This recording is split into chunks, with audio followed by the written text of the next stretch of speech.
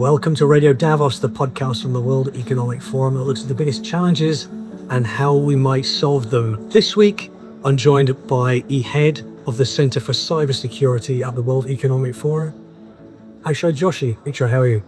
Thank you for having me. Well, it's a pleasure to talk to you. I know you're very busy in the run-up to Davos, and in the run-up to Davos, you've produced this Global Cybersecurity Outlook. Tell us what that is, and maybe it was a flavor of what's in. So the Global Cybersecurity Outlook is our flagship publication on cybersecurity that we publish each year ahead of the annual meeting in Davos. And it really puts a spotlight on what to expect for the year ahead in cybersecurity. So this year's report is really interesting because it looks at a number of converging factors that are having a significant impact on the cybersecurity landscape. So AI is definitely supercharging both sides of the equation. Equally, geopolitics has become a defining feature of cybersecurity strategies for the vast majority of organizations. The one that concerns me a lot is the rapid emergence of cyber-enabled fraud. And this is really impacting CEOs and households alike. So this is a report, people can find it online. It's a survey you've done because you're working throughout the year, not just around Davos, with companies and with indeed law enforcement organizations as well. Tell us a little bit more about the work of your center, what you do throughout the year. Correct. To first talk to the survey and all, I believe we surveyed roughly about 800 odd respondents for this particular report, with over 100 CVOs providing responses as well. So it's very rich from a data standpoint. But you asked a good question about the work of the Center for Cybersecurity.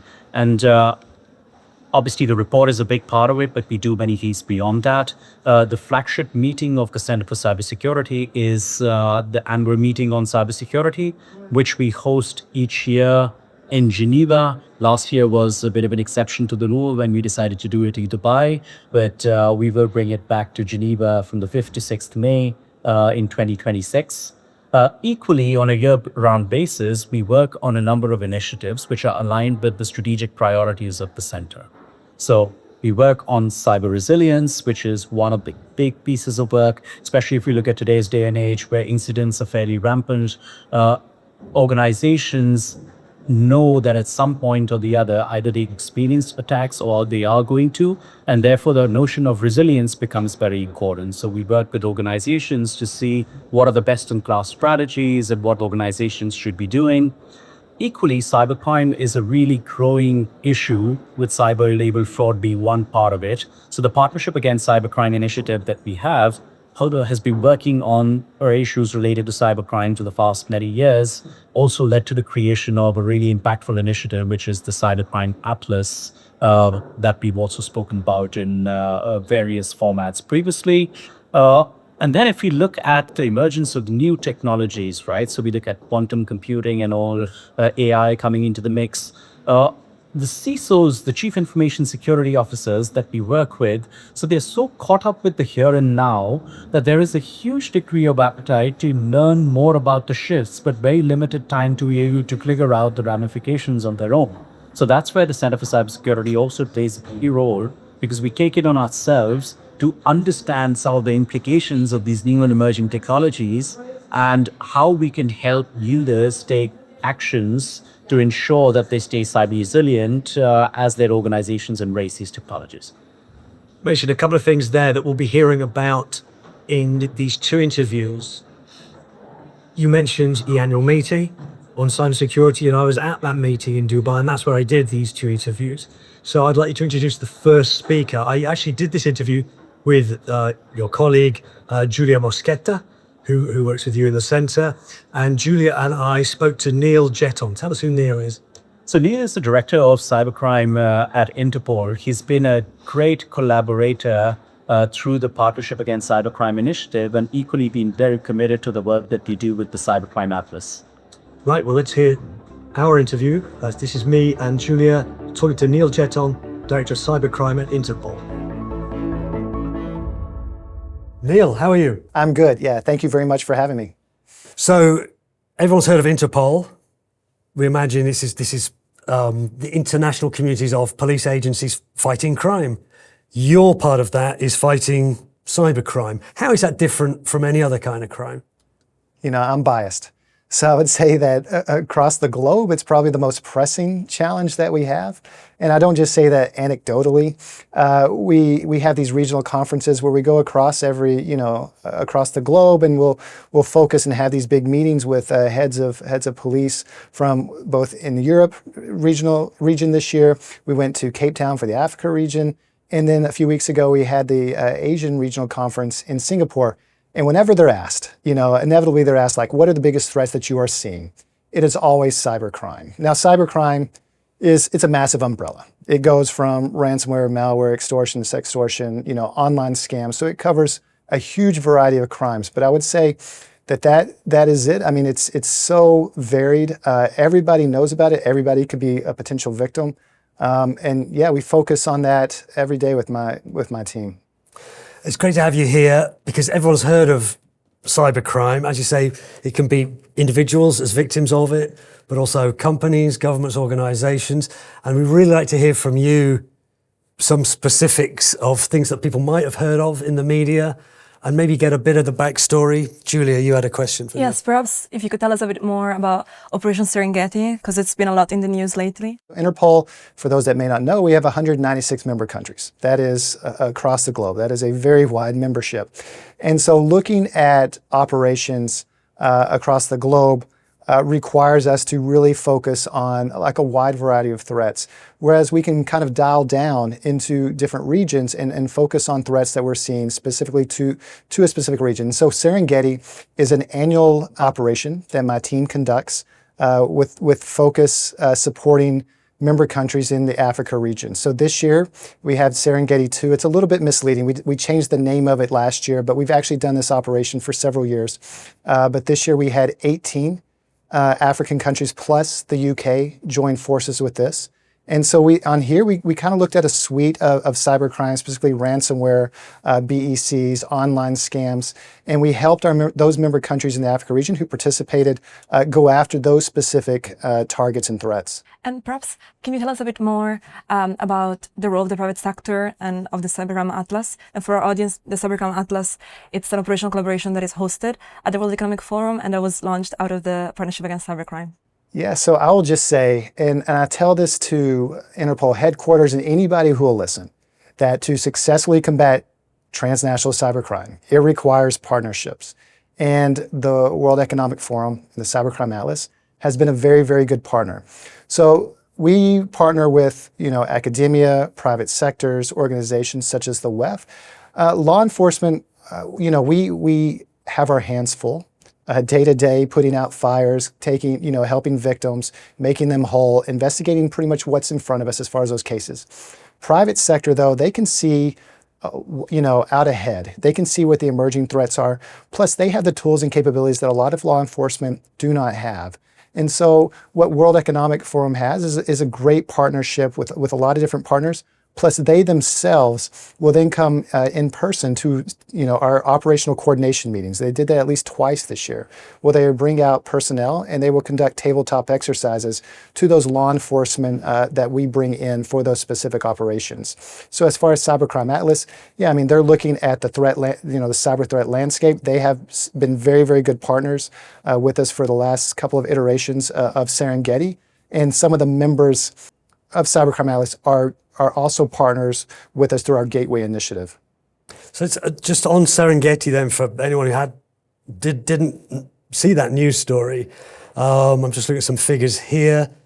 It was June and August of 2025. There were over 1,200 arrests. There was $97 million in stolen funds recovered. So it was, and across all those African countries. So is this something that Interpol does regionally? You decide, okay, we're going to have this crackdown, see what we can find, and actually then in the real physical world, police are going in there and making arrests. Yeah, so we listen to our member countries to figure out what the threats that they are seeing. So every year we will do a cyber threat assessment. This year we did it for the first time across the globe. We have funding though specifically for the Africa region, Asia South Pacific region. So we're able to create full-blown cyber threat assessments for those two regions. Earlier this year, we had the 2025 African Cyber Threat Assessment. We're currently in the final stages of finalizing the Asia South Pacific Threat Assessment.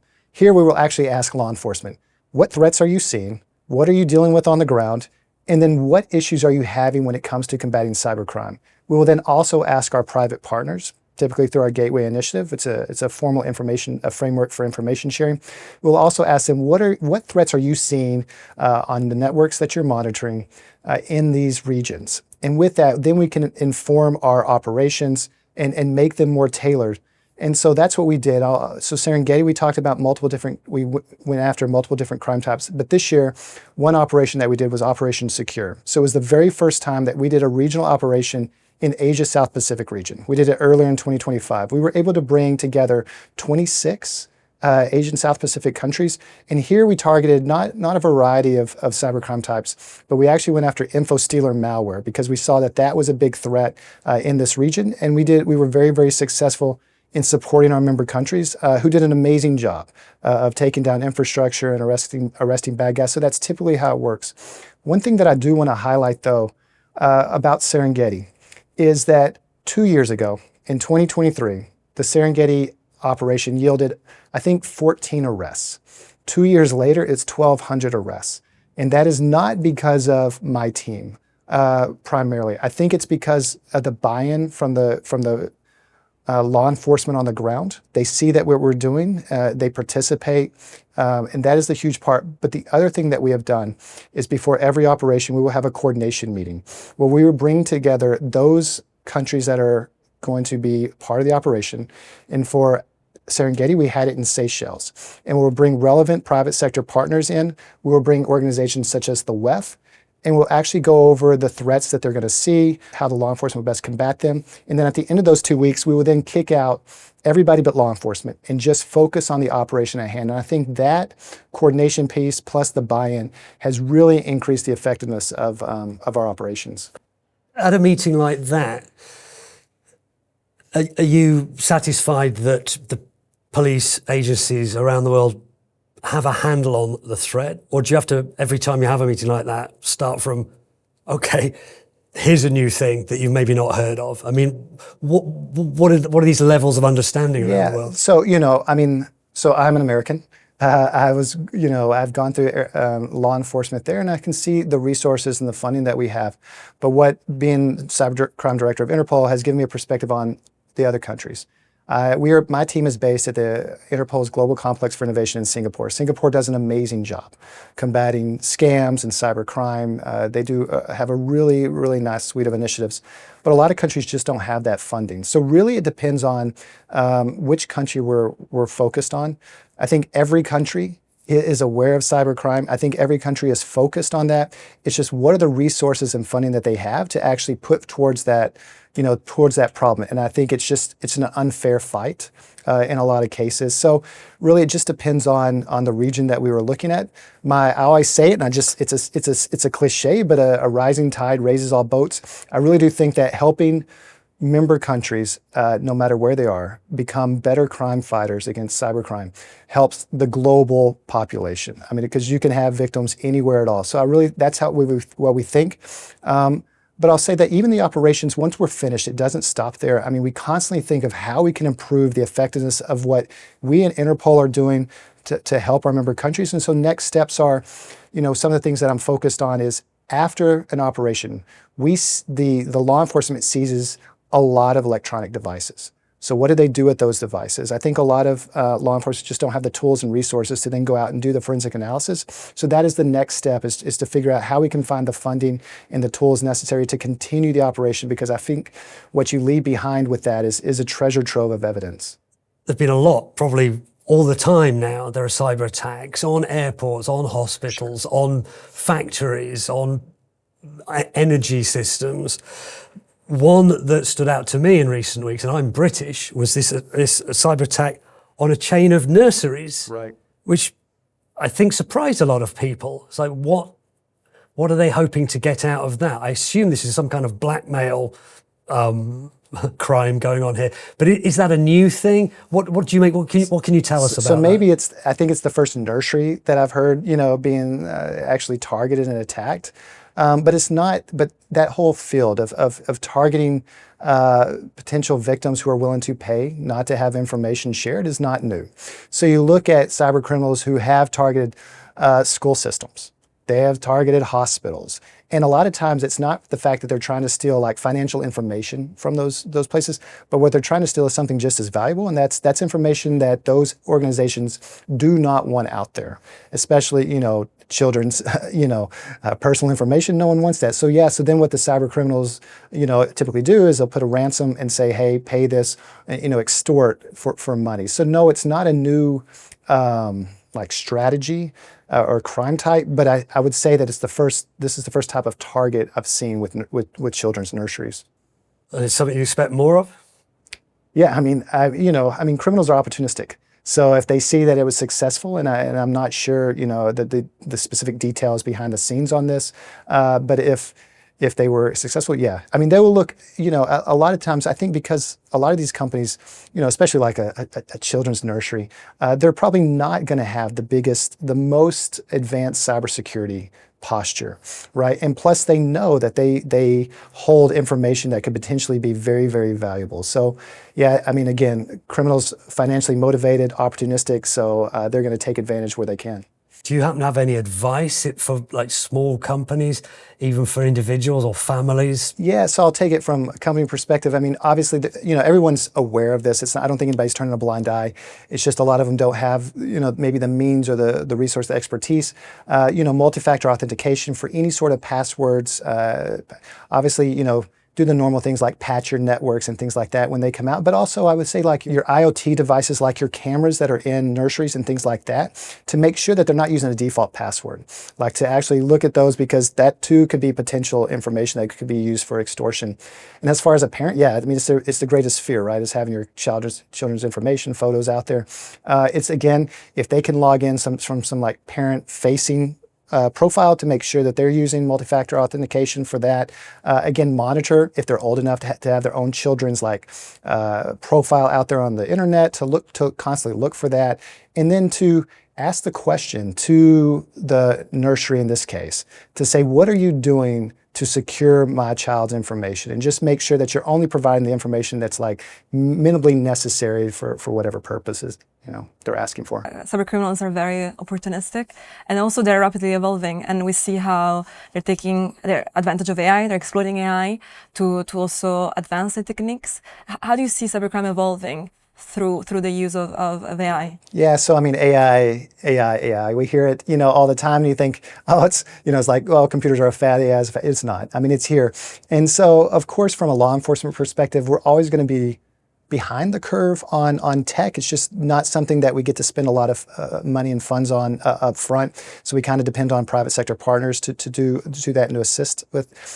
So I see criminals, obviously they're using AI. It's here.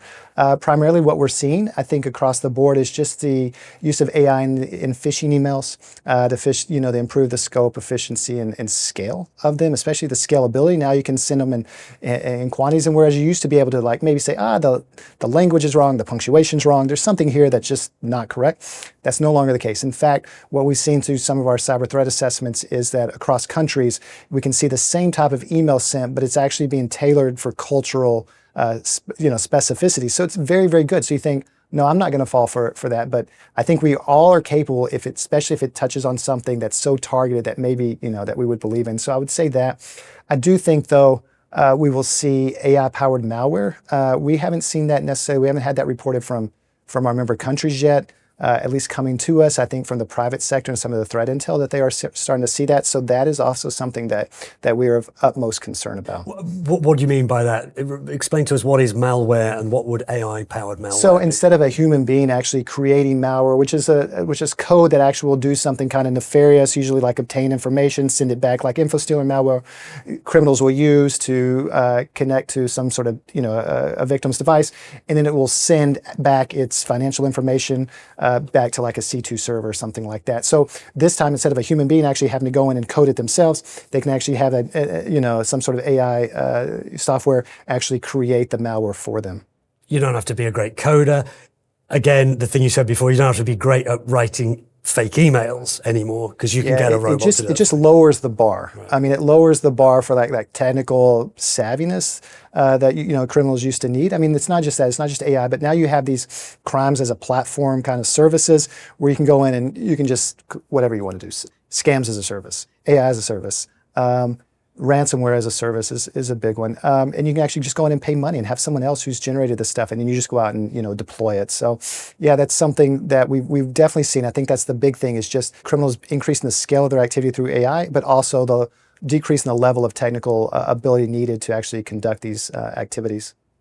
Is it something you've been working on, Julia, AI and cybersecurity? Yes, definitely. That's something that we're looking at closely, and also some of the things that Neal was mentioning.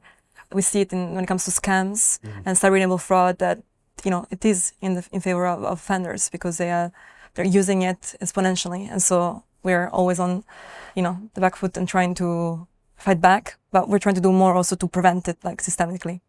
I wonder also, deepfakes, is that something you're seeing coming through now? Yeah. There have been, even a couple of years ago, and we see this stuff getting better by the week rather than by the year.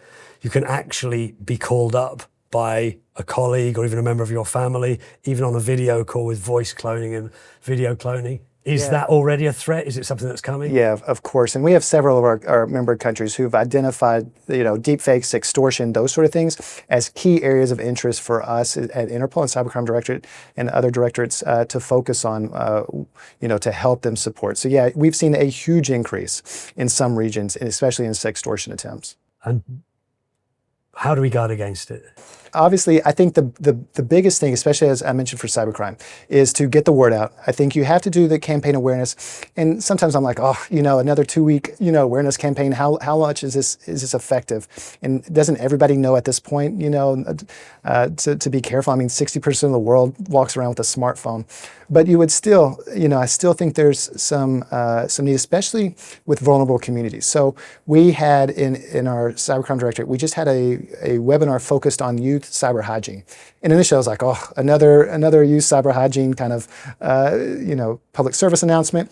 But, I sometimes I just keep my mouth shut and just go, that'll work. 600 people signed on to this, so as parents, teachers, and students. So there's clearly a need.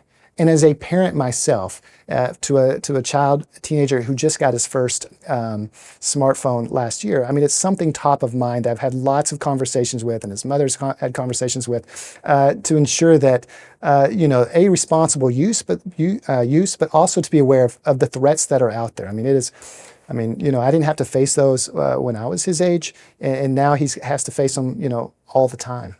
And maybe can I ask you, in this threat landscape, what is one thing that keeps you up at night? Yeah, so I mean it's a tough one because there's so much. I think the thing that I think about a lot is just the sheer connectedness that we have at any one time, and especially as I mentioned, children. I think that they're potentially vulnerable to all sorts of crime type, and we have to get the word out very, very quickly and early about the threats that we're seeing. But I would say one of the things that we're focused on in my directorate for the past year is developing a project trying to increase the cyber resilience of critical infrastructure. So trying to bring law enforcement and cybersecurity agencies together. So I was in Washington, D.C. and working, I'm a Secret Service agent, so I was with the Secret Service in that protective capacity during the Colonial Pipeline ransomware incident. And I remember thinking, this is going to have a major impact, not on just me personally, but on operationally. And that's always stuck with me. So we've developed this project we call Symphony, and trying to bring together, on a large scale, cybersecurity experts and law enforcement across the globe to start thinking about these problems, hopefully before they happen. Where do you think things might be going now? You look ahead, we talked about AI. Are there specific things on the rise right now? Or do you get up and go to it every day and think, something new is going to come down the tracks? Yeah, I mean, there's always going to be something new. Any sort of technology that's out there. I mean, everyone talks about quantum. I mean, AI. Anything emerging is always going to be utilized by, or attempt to be utilized by, cyber criminals. It's just, if there's a way to make an easy buck, they will use that. Mostly, what I wake up every day, it sounds I guess, cliche, is simply to make progress with my team. And so I tell my team why we exist in the Cybercrime Directorate is to help our member countries, support them to combat transnational cybercrime more effectively. And we do that every day through a wide variety of initiatives. But I would say the strongest, the best avenue for combating cybercrime is through partnerships. And so that is something that my team is focused on expanding. Every single day we work on expanding partnerships. And that the transnational thing, obviously Interpol is the international police. I'm guessing with cybercrime, there's no physical borders, so it must be a particularly international form of crime. Is that right? And therefore requires a lot of transnational. Yeah, I mean, it's unlike any crime type where there's where you have a criminal on one continent, potentially using infrastructure, servers, computers, networks located somewhere else, potentially targeting victims across the globe. So without coordination and communication, there is no way we can combat this. So that is something, that is why Interpol exists.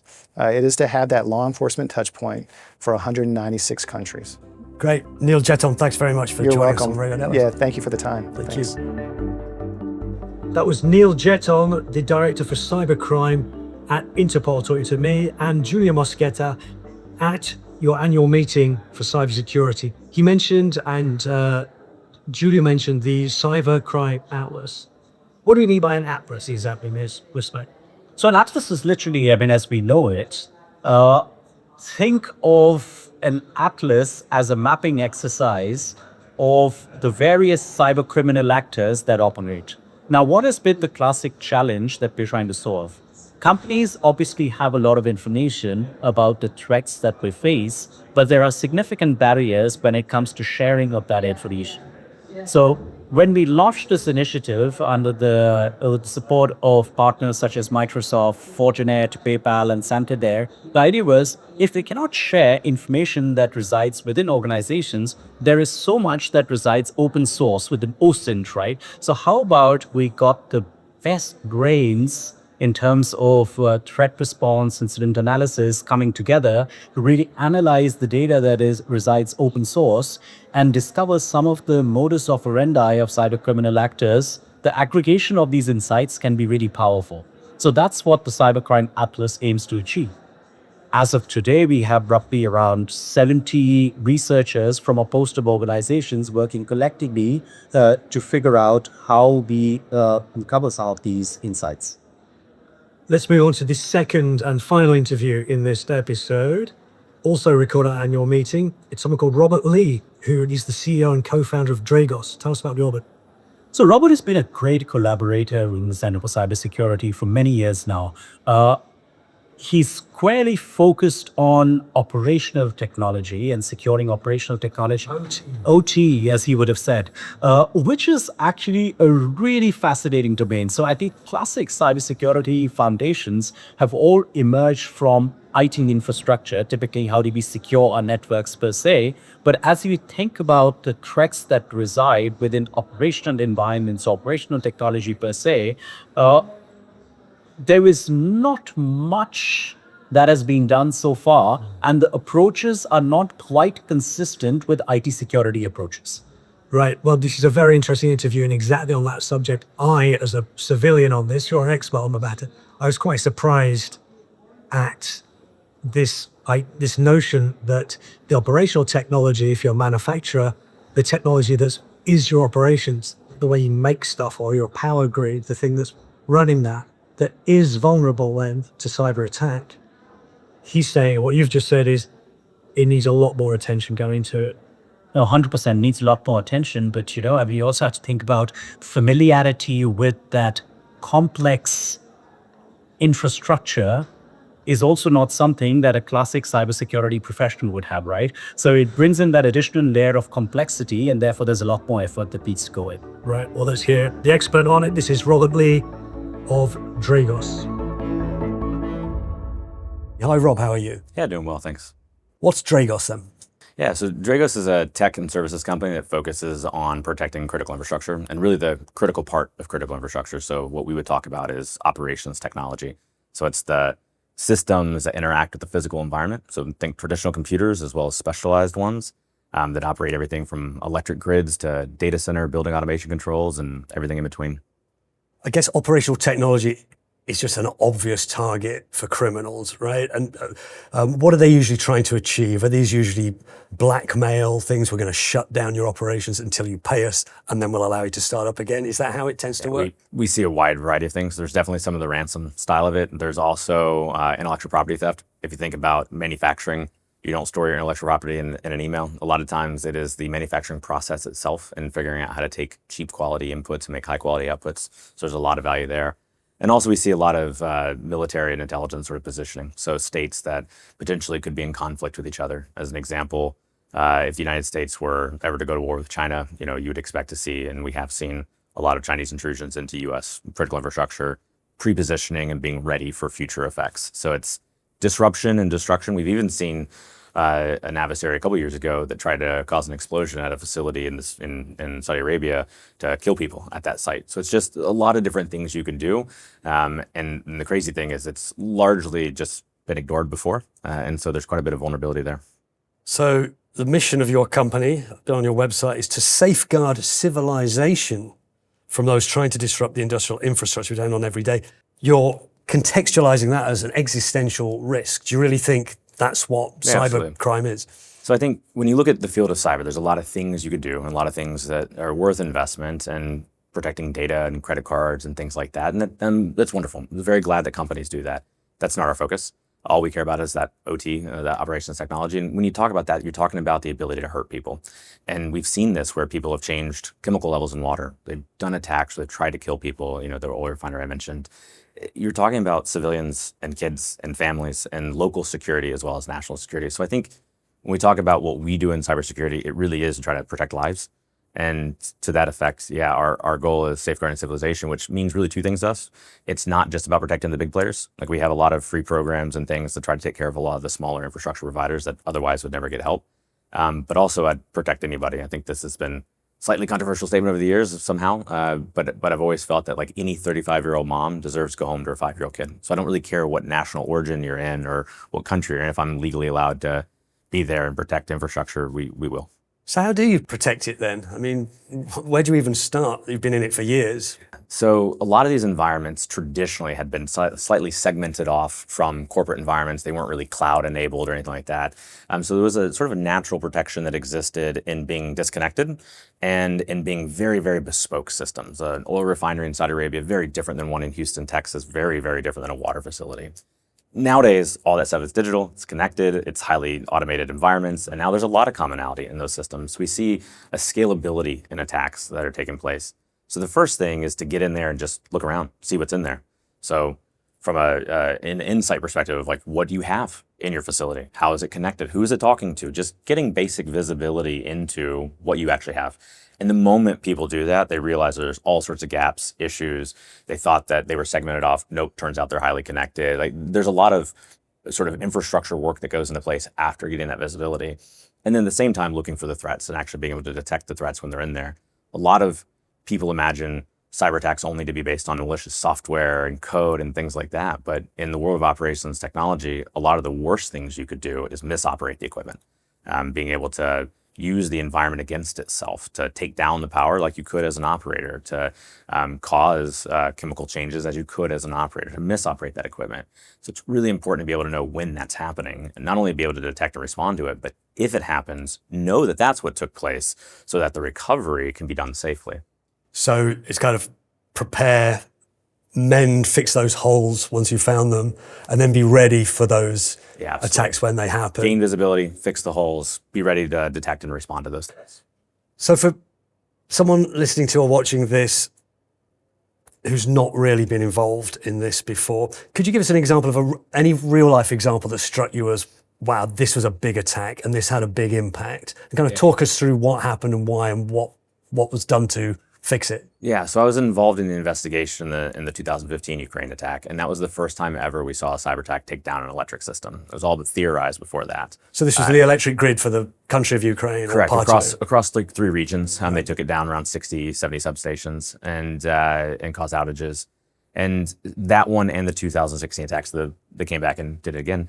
Across those two, there was a really interesting evolution. The 2015 attack was just the adversaries breaking in remotely and misoperating the equipment. Again, opening up a circuit breaker just like an operator could, de-energizing the electric system, and then sort of digitally destroying the software and everything after the fact. So the power outage was only about 6 hours, but the real restoration and to be able to get back up and running again fully was like a year. And so that's very impactful, as you can imagine, across an electric system. What was super interesting, though, is in 2016, the adversary had sort of returned. And this time they took all that knowledge and those learnings about how to do that, because it had never been done before, and they codified it into software, malicious software, malware, right? So they codified that knowledge into software that made it into something that was repeatable. And so that software, which we called Crash Override, is capable to do the same thing at like almost any transmission substation in the world. And so the ability to take bespoke knowledge, cause disruption, and then scale it and make it into really a weapon that can be used across electric systems across the world, like that was a big moment in the industry for sure. Do you find these attacks are very kind of focused and targeted, or do they often go out of control? I'm thinking of the Stuxnet attack in Iran against the nuclear facilities there from quite some time ago. From what little I remember of it, it had kind of overflow. Whoever did that, it probably had impacts that they weren't really intending or expecting. Yeah, there's definitely a lot of that can take place. So a lot of the adversaries try to be targeted, not so much because they're just good people and want to be targeted, but because the more damage you want to do, the more specific it generally had to be to those targets. Now, that's not true anymore, but that was at the time with Stuxnet. And so Stuxnet only activated at the Natanz facility. It was written by lawyers almost of it can only operate inside these parameters to actually cause the attack, which was physically destroying P1 centrifuges and having them burst from their caskets. That only could have happened at Natanz. However, the malware itself was very capable of spreading, and because of some things they didn't understand when they wrote it, it was able to spread to thousands of sites around the world. And so those companies all over having to clean it up anyways. So it couldn't do the effect, but it was still, you had malicious software in your systems and people had not go clean it up.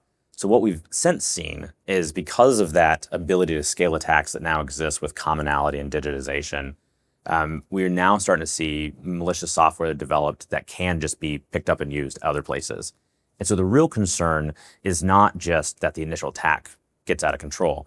The real concern is criminals and non-state actors who don't have the types of capabilities to develop these very sophisticated weapons, then end up finding and it proliferates to them. And then you start to have ransomware criminal gangs that can now go after an electric system or a water facility that 10 years ago they wouldn't have been able to do that. And is this malware that gets written deliberately to do these attacks, is that stuff other criminals can then buy? Yes, and, yeah. So there's not as much good stuff out there that you could just pick up the shelf and buy, but the capabilities that do exist can proliferate very quickly. So in 2021, Dragos worked with the United States government and an undisclosed third party and found a state actor had developed a capability that was very much their wartime capability. It was very clear that this was the thing they were going to use if they got into a war with the United States or NATO countries.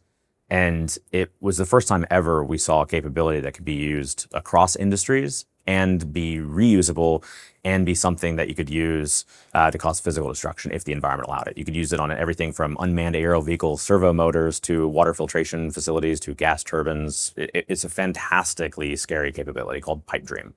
And that capability really only exists now in the government that developed it. The US government has a copy, Dragos has a copy, and I think there's like one other security firm that has a copy of it. And we don't want to let it out because the moment that were to get out, that's a good example of something that anybody could just copy and paste and leverage. And so it was the first time ever we saw something sort of take state level capabilities, bring it down to where almost anybody could leverage it. And it's not something that you can just fix. There's not some vulnerability it's taking advantage of. It's just using native functionality built into these environments. And so it will be capable for years and years to come. I guess you have to get yourself into a mind of a cyber criminal to, what might they try next? So I'm not a cyber criminal, but if I were, I'd try and find out what the dark web is, and I'd maybe try and buy one of these. But another option open to me now, surely, is generative AI. I could say to ChatGPT, write me some code that will close this oil pipeline or, disrupt this military function. Is that a genuine threat, or is that still science fiction? I think that generative AI and AI in general is going to help accelerate people's knowledge in doing the research and targeting. Hey, what are the critical oil facilities in this country? Hey, AI, have there been any known vulnerabilities against these systems? Or just sort of the research and development stage, I think it'll be very impactful. The making malicious software to then deploy, I haven't seen any examples of it. There's a number of security vendors that say there's examples. I've asked them for copies of anything. I haven't seen it. So I'm not saying it won't happen. I do think it's quite a bit hyped today. The problem though is, and where I want to be cautious on that, is things move so quickly, and defenders and the cybersecurity people, it takes a long time to roll out security programs. And so on one hand, there's a little bit of, hey, this may be a bit overhyped right now, but there's also the moment that it's not, you don't have time to play catch up. And so I think a lot of the industry is trying to get ready anyways, but it doesn't require this transformative, approach. A lot of people think, well, if the criminals have AI, then I have to use AI to do security. No, you don't. There's a lot of the fundamentals in security that are just valid no matter what your threat is. And so you got to be able to do those first. You mentioned Stuxnet earlier as a capability that was developed. There's still most of the world's infrastructure that could not detect Stuxnet today. That's 15 years ago. And they still couldn't deal with that capability today. And so they want to talk about quantum encryption and AI and all this. And it's like, hey, go fix what we know, go be able to deal with the knowns. Then we can talk about the unknown unknowns. And does AI pose any other risks? I wonder, organizations are all pushing, we're all being told, use AI, don't know what for, try and implement it. I wonder whether that potentially opens up vulnerabilities that weren't there before. Massively. So one of the things that's happening across the industrial world today, and by large, again, oil and gas, electric, water, name your type of industrial facilities, all of them at one point in time were kind of segmented off. But you can't have a segmentation strategy and an AI strategy at the same time. So all these boards are pushing, and all the interesting data for the AI is in the operation technology environment. It's the manufacturing processes, the oil processes, et cetera. So they want all that data. And there's usually a desire to get it in and out of those facilities. So these once upon a time systems that were slightly segmented off are now just completely Swiss cheese porous, getting up connected to cloud infrastructure and AI models. And so just by taking that AI journey, all the defenses that they previously had are sort of getting lowered to be able to enable that journey at the same time that state actors and criminals know to target OT and how to do it now. So what should organizations do? Rapidly look at OT security and close some of those gaps. The same discussions of fundamentals of have a response plan. Like if you get attacked, what would you do? What would you need? What are the questions that you're going to need to get answered in lawsuits, board filings, whatever, for operational purposes, et cetera? Like develop a response plan. Then figure out what your operations environment and people will need to do to be good in that response plan, essentially reverse engineer out the plan, get the visibility of what's actually happening in your facilities, be able to detect the threats and close those gaps. And so that's just paramount for these facilities. I think what scares most policy leaders I talk to and most military and national security leaders is about 95%, round numbers, but around 95% of all the security spend in the community has always gone to enterprise IT. The website, the computers, et cetera. Only about 5% has gone to the OT, where you actually generate revenue and have societal impact. So there's this big shift that's got to take place very rapidly. And there's also just a shortage in the skills of the people that know how to do that. So there's a big transformation taking place, but usually when we see it go well, it's usually a CEO-driven initiative. Now on your LinkedIn page, it says since February, you've been a Lieutenant Colonel in the 91st Brigade. It's IOSC, you'll tell me what that stands for in a moment, in the Army National Guard in the US. What is IOSC? Yeah, so it's the Information Operations Support Center. So in essence, so I was an active duty Air Force officer tasked the National Security Agency for years, got out, started Dragos. But there's always been this one challenge that we just really haven't solved yet, which is what does it look like between government and private sector, and really government getting on the same page across its various agencies, to have a response plan to national critical infrastructure going down.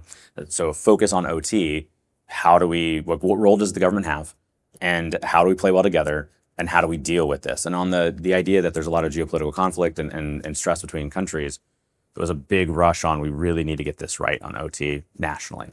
And so that problem had just never been solved. And I was asked as someone in the field, hey, could you please come back and do this? I was a bit skeptical at first, if I'm being honest, of, okay, I'm just going to actually be in charge of being able to deal with this and everything's just going to work out. And yeah, sure, I remember being in the military the first time. It's not so simple. But everything they committed to me, they delivered on. So yeah, I'm a lieutenant colonel down there. There's about 1,000 soldiers across the brigade, and we're trying to enable them to be OT cyber defenders, but also developing out the national plan to submit back to Congress on what does this look like when done well. And being given that opportunity has been wonderful. So day job, being the CEO of Dragos, at nights and weekends, being able to put on the uniform and go down to base and get some work done. It's been fantastic. And I think for anybody that has the opportunity to serve in some capacity in your country, whether it's military, whether it's Peace Corps, whether it's just civil service, whatever it is, I think adding that balance into your life is very fulfilling.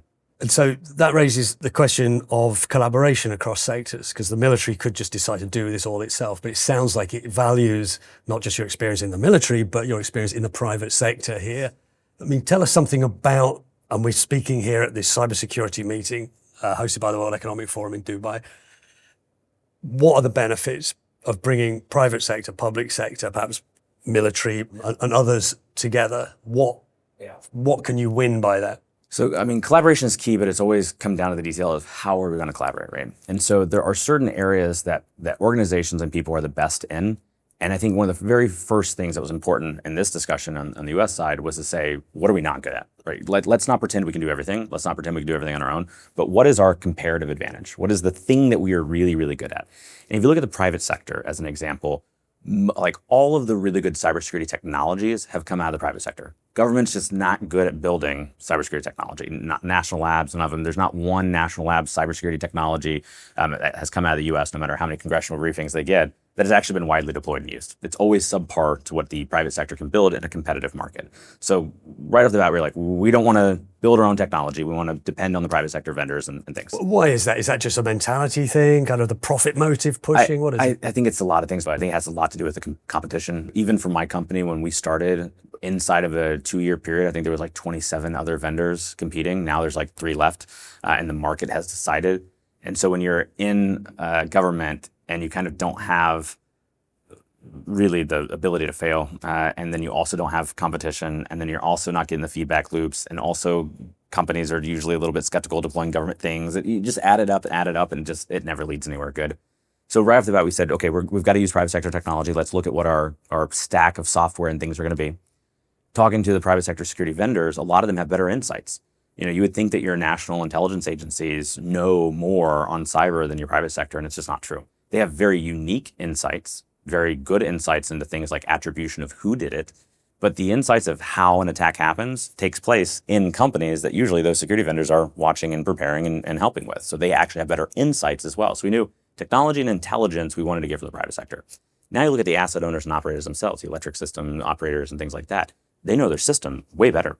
There's no chance that anybody from the military, Department of Energy, anybody would be able to go into a power company and tell them how to operate their power company better than the operators at that site. They know it well. So we know they know the system and how to deal with it. But what the military can bring, what government can bring is a little bit of extra specialization. The Department of Energy is very good in the United States as an example of having highly specialized people that really understand certain switching and infrastructure components for substations, as an example. So we could use them as highly specialized folks. We also know that across the National Guard, as an example, in the US, we've got bases and military sort of teams in every state. So in terms of manpower, even just at the brigade that I'm at, we've got 1,000 of them. But you look across 50 states plus 4 territories, you now are talking thousands and thousands of folks that we can train up to be sort of that front line. That they're not going to be the highly specialized folks, but we can have them be sort of the tier 1 that goes in and helps. And also, in a big national crisis, there tends to be more trust put in government during those cases. So a water operator out in Wisconsin is very likely to have never heard of your big cybersecurity vendor. They know the person in uniform, and they probably actually know them from their local towns and go, oh, okay, yeah, come on in and help. And so there's those roles as well, and there's legal authorities that are very important as well. So long story short is, as long as you play to everybody's strengths and don't try to boil the ocean, what you will find is that collaboration is not only core, it's very, very powerful. What's the one thing you wish everyone would understand about cybersecurity? So I would love for all business leaders to understand, especially the CEOs and boardrooms that I go into, is to understand what business capability they need in terms of their operation technology environments. Like, that is the reason the business exists. So what do you need out of it? What are your requirements? And being able to say, look, I need to be able to recover it within an 8-hour period, or I need these type of data sets from lawsuits or SEC 8K filings if you're a public company or whatever. Just know the requirements. And then once the cybersecurity talent has the requirements and they understand that they have to take an OT specific approach, they can't just copy and paste their IT strategy into a power plan, then they can match up their expertise with those requirements and deliver a right-sized solution. But when boards and CEOs don't know the difference between IT and OT, or they just go, well, we want to be cyber secure, there's not any actual requirements. And so your security teams go off and they overspend. They're trying to mitigate every risk. They don't have any focus. They get burned out really quickly, and it just doesn't work very well. I'm really surprised to hear that CEOs don't get it immediately. The OT, the technology that's running what the company does, is surely the thing that needs protecting. Yeah, so I think... Why not? Yeah, I think there are plenty of CEOs who do. Like, most CEOs, CFOs, and COOs know where they generate revenue. But I'm going to come back to that one because there's an asterisk next to that. But most of them think this was already getting done. When the chief security person in a company stands in front of your board and says, here's the enterprise IT strategy, and they show all their green KPIs and heat maps and everything else, it looks very nice, and oh, we're compliant and all of this. They go, okay, we're good. And most of them just never went back and asked, hold on, is the enterprise IT the enterprise or just enterprise IT? And every security person will tell you, no, just enterprise IT, not the operations side. And so I've seen that happen in boardrooms, and CEOs like eyes light up. I'm like, so you're telling me all of our spend and all of our reporting was on the portion of the business that we don't generate revenue in? They're like, yeah. And I'm like, oh my gosh. And so there's a big light bulb moment for a lot of them. Now, that being said, going back to that asterisk, what I'm a bit concerned about is historically, and this doesn't represent everybody, but historically, if you were running a power company or oil company or whatever, you came from that industry. So you had somebody from the switch yards that knew the electricity system, got promoted up in the company, eventually became the CEO. What I'm seeing a lot of now is investment bankers and financiers and so forth that are sort of like JP Morgan or somebody's like assigning a CEO into a power company. And some of them have done very well, but a lot of them don't know their business as well as a result. And so they're spinning up and they're trying to, and a lot of them get there. They're very capable people, but it is a scale. At the same time, you got a lot of board members who have never been from that industry.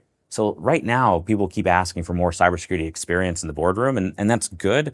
But there also needs to be the experience in the boardroom of what you do as a company, making sure that you can navigate these transformational projects and things that are going on in a way that doesn't do societal harm. What do you imagine will be the next shocking attack? What kind of thing? What is the known unknown that we should all be expecting? I mean, we've kind of seen everything. So everyone's always looking for a wake-up call, and I'm like, I can point to all of them. Which one do you want? So we've seen chemical levels being changed in water. We've seen dams being opened up. What's the chemical levels in the water? Yeah, so an adversary broke into a water facility in Florida and tried to modify the chemical levels. Luckily, the operator was sitting there and saw the mouse moving on the screen, and the physical valve wouldn't allow too much dangerous chemicals to get in. But do we know why someone was doing that? Being a jerk. Like, some of these folks are just can't use the polite language in the WEF, I guess, okay. but they're jerks. And so we've seen that happen. We've seen water tanks overflow. We've seen electric systems go down. We've seen intellectual property in the billions getting stolen.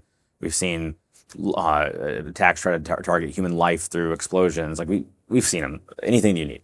The thing that bothers me the most, though, and it's something I wrote recently for the WEF on a blog, is this topic of root cause analysis. Most people think that they'll know when a cyber attack took place, and then they have their plans to action. And if it's not a cyber attack, they've got insurance providers, they can contact their vendors, they've got other options to play. But all of that depends on actually being able to know what happened. And that topic is called root cause analysis. Like, our plant went down, an explosion happened, something took place. What was the root cause? What actually took place? And a lot of underinvestment has been put into OT security. And what investment has been there has been traditional IT security copy and pasted in, and it doesn't lend to that.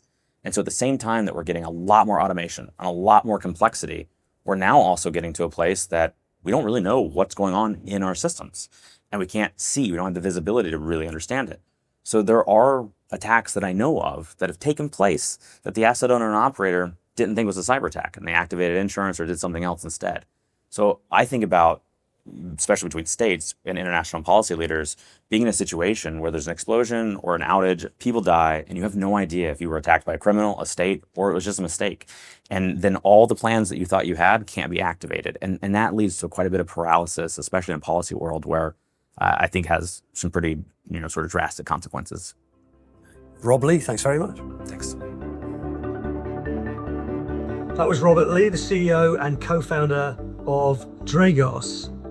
So, Akshay, what are your hopes or your fears maybe for the next year, for 2026? And you've got Davos setting the scene. What will people be talking about there? And what do you hope people will be talking about throughout the year when it comes to cybersecurity? So definitely, at the annual meeting in Davos, given we launched the Global Cybersecurity Outlook just ahead of Davos, there is a lot of excitement to understand what is contained in the Outlook. What are some of the things to anticipate? And to that extent, we have a number of sessions that will be exploring different aspects that have also been showcased within the context of the Cybersecurity Outlook. So really excited about that. It's a very unique opportunity. Oftentimes cybersecurity is wrongly perceived as a technical issue. But the annual meeting really provides this unique platform where senior leaders have the ability to engage with the topic. And it's fascinating, in terms of what are the varying levels of experience also driven by the context, So it's a really good opportunity for us to be able to unpack a bit more in terms of cybersecurity from the leadership lens.